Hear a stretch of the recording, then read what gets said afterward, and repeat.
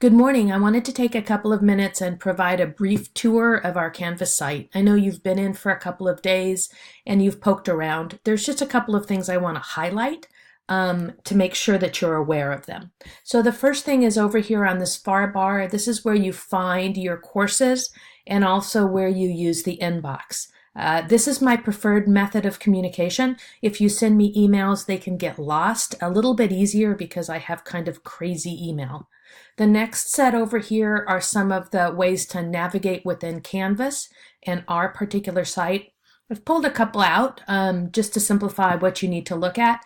The discussion is not here, for example, but there's a couple of other places where you can get to the discussion.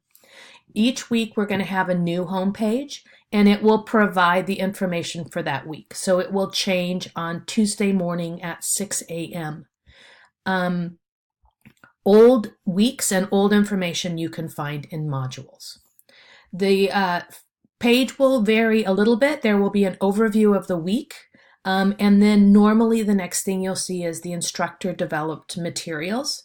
I've provided a couple of extra things this week and I'd like to hear what you think of them. I do have a video. I have a crosswalk, which is a new way, a tool designed to kind of help you know where to find material for the study guide.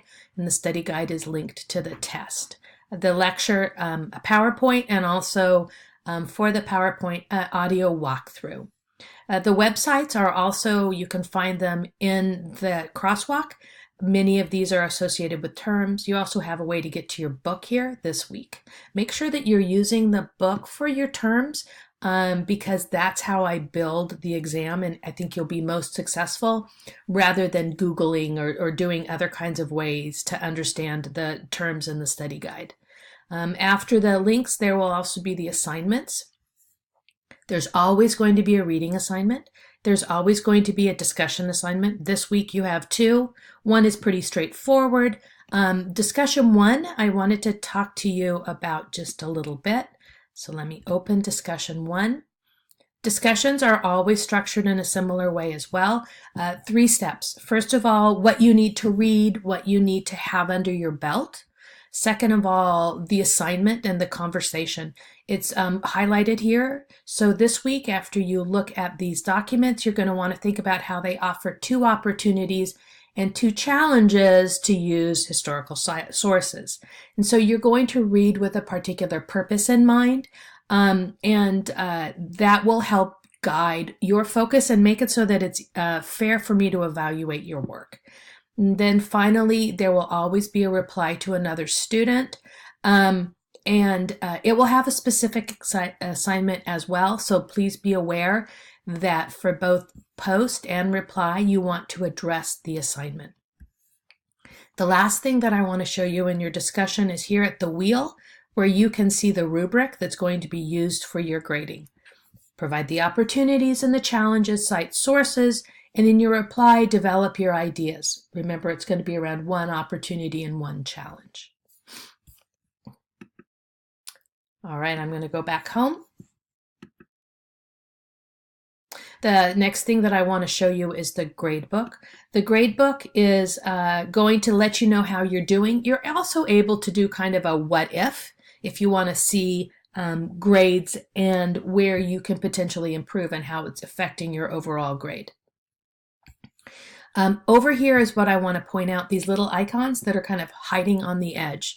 The first one is going to allow for you to see the comments. The comments might also appear on this bar, but they'll go away after a while. And this, I asked for you to think, for me, this was what I was telling myself actually, think about how to structure and present ideas. In other words, do you have paragraphs? Are you editing your ideas? Are they relatively free of errors? Do you have a logic and structure that's clearly there and easy to follow? Okay. The next thing that I want for you to be aware of in all of this is there's the score details, which we really don't work with. And then finally, the rubric. So the rubric that you saw on the assignment, I will be using for grading. It's another way to kind of provide comments to you. And you can see the develop and organize is where the partial points were received. The comment will be individual or group. and I do my best to let you know how you can improve moving forward. But if I'm not clear, or you'd like a little bit more information, we can use the inbox. We can use a conversation on the phone or in person to talk about how potentially you can improve your work and therefore improve your grades. All right. Oh, you also notice here real quick, there is assignments are weighted by group. Quizzes are 40%, discussions are 40%, and then the project, and that will be available in a couple of weeks, is 20%. Going back home, the final thing that I want to show you is over here, and this is another way that you can link to assignments, the discussion assignments, the quiz. Each time the week begins, it begins on Tuesday morning. The quiz is not available until Thursday at noon. And you need to reply to another student by Saturday in general. This week, you need to post by Saturday. This week, your discussion is a little bit earlier. It's going to be due tonight. And then you'll reply to another student and complete your quiz by Monday night. And so this has really been designed to kind of give you a little bit of a reminder, most especially about where and how you can navigate on Canvas and how you can learn more about your grades. If you have any questions, if you need any clarifications, please let me know. Use the inbox and we can figure out if we need to have a conversation or if we can do it through that medium of communication. I hope your semester is starting well. A final reminder, your discussion introduction is due tonight, January 25th, and I will see you online.